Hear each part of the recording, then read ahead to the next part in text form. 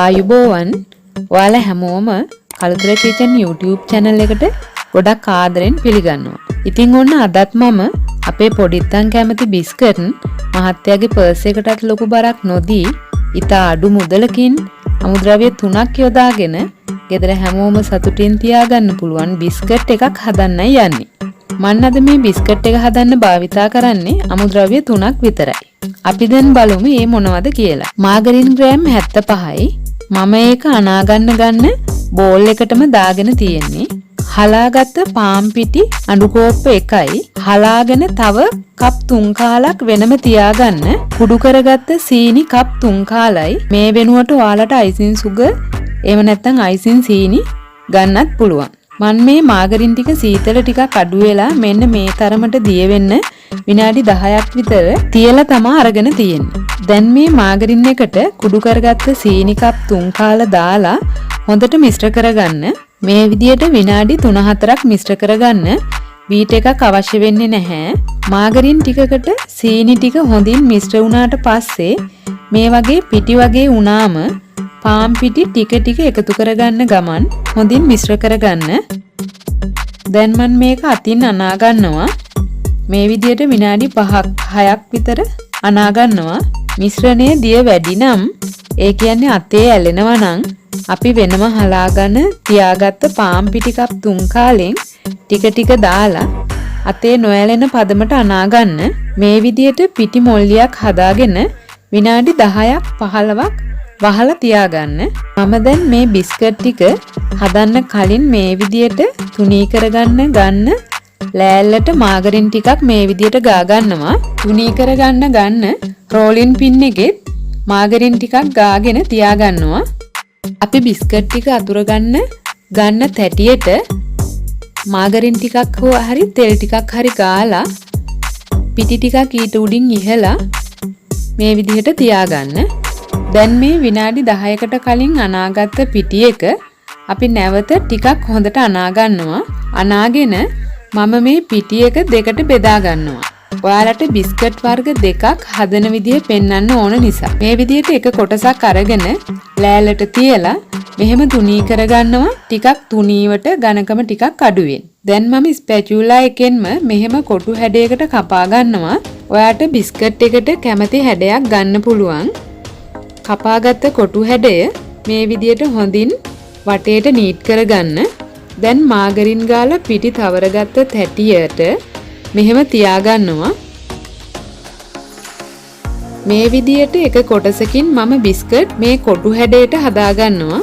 දැන් මම මේ බිස්කට් 3-4කට මේ විදියට සීනි ටිකක් අරගෙන බිස්කට් එකේ උඩින් ඉහ ගන්නවා.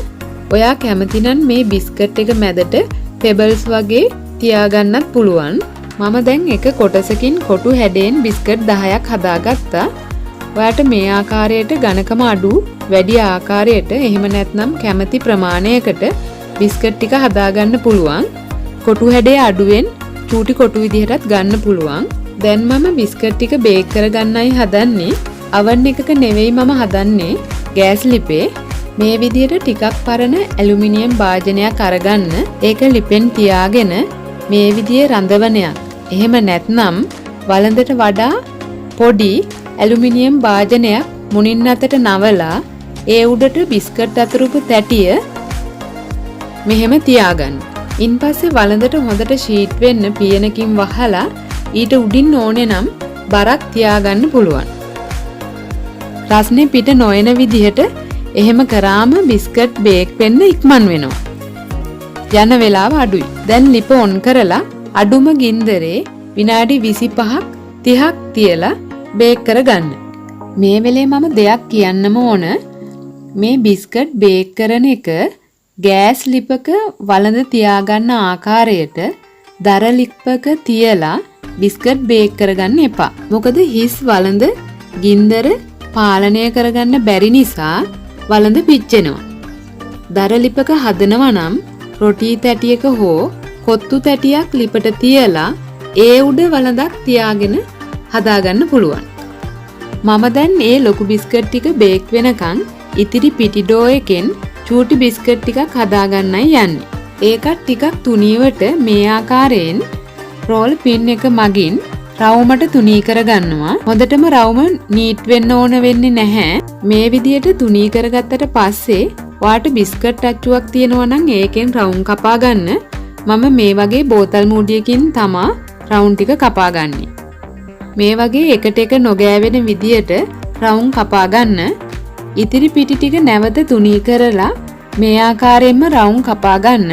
මේ තියෙන්නේ ඉතිරි පිටි ඩෝ එකෙන් මම හදාගත්ත චූටි බිස්කට් ටික. මම ඒකට පොඩි හිල් ටිකක් දාගන්නවා. මේ විදියට ටූත් පික් එකේ පැතලි පැත්තෙන් මෙන්න මේ ආකාරයට බිස්කට් සියල්ලෙම සිදුරු දාගන්නවා. මම හදාගත්ත පිටි ඩෝ එකේ භාගයකින් චූටි බිස්කට් 70ක් විතර හදාගත්තා. සම්පූර්ණ ඩෝ එකෙන්ම පොඩි බිස්කට් හැදුවොත් බිස්කට් 150ක් විතර හදාගන්න පුළුවන්. ලොකු බිස්කට් නම් 25ක් විතර හදාගන්න පුළුවනි. මම මේ විනාඩි 30කට පස්සේ තමා මේ බිස්කට් ටික බේක් කරගත්තේ. ලිප ඕෆ් කරලා විනාඩි 10ක් ලිප උඩම තියාගන්න. බිස්කට් වල මැද ටිකක් ඇල්ලුවම අමු වගේ තේරුණාට බිස්කට් එක වටෙන් ගෝල් පාටක් එහෙම නැත්නම් අපි බිස්කට් එක දානකොට තිබුණේ කහ පාට බ්‍රවුන් පාට වෙලා නම් ලිප නවත්තන්න. මේ වෙනකොට මගේ ගෙදර නම් හරිම බිස්කට් සුවඳක් තමා තියෙන්නේ. මම දැන් මේ බිස්කට් ටික වාජනයෙන් ඉවතට ගන්නවා. මේ තියෙන්නේ මම විනාඩි 30කට පස්සේ බේක් කරගත්ත බිස්කට් ටික.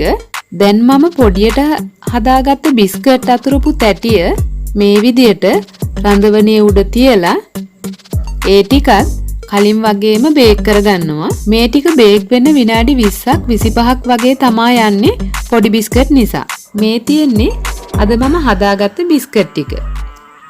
ඔයාටත් මේ ආකාරයට හදාගෙන නිවෙන්න තියලා බෝතලයකට දාලා තියාගන්න පුළුවන්. මට නම් මෙහෙම හදාගත්තම දරුවන්ව ගේන්න පාසල් යද්දී නිවසේදී දින 3-4කට කෑමට ගන්න ප්‍රමාණවත්. අද මගේ බිස්කට් හදන වීඩියෝ එක හොඳයි නම් වීඩියෝ එකට ලයික් කරන්න. ඔයාලත් මේ විදියට රසට බිස්කට් හදලා බලලා ගෙදර අයගේ ප්‍රතිචාර ගැන මට කමෙන්ට් කරන්න. තවත් ඔයාගේ යාළුවන්ට බලන්න වීඩියෝ එක ෂෙයා කරන්නත් අමතක කරන්න එපා. ඉතින් ඔයා මගේ channel එකට අලුත් කෙනෙක් නම් channel එක subscribe කරලා bell icon එකත් all දාලා තියාගත්තොත් මම දාන හැම වටිනා රසවත් වීඩියෝ එකක්ම ඔයා ළඟටම ගෙන්න ගන්න පුළුවන්. ඔයාලා හැමෝටම සුබ දවසක්. බොහොම ස්තුතියි.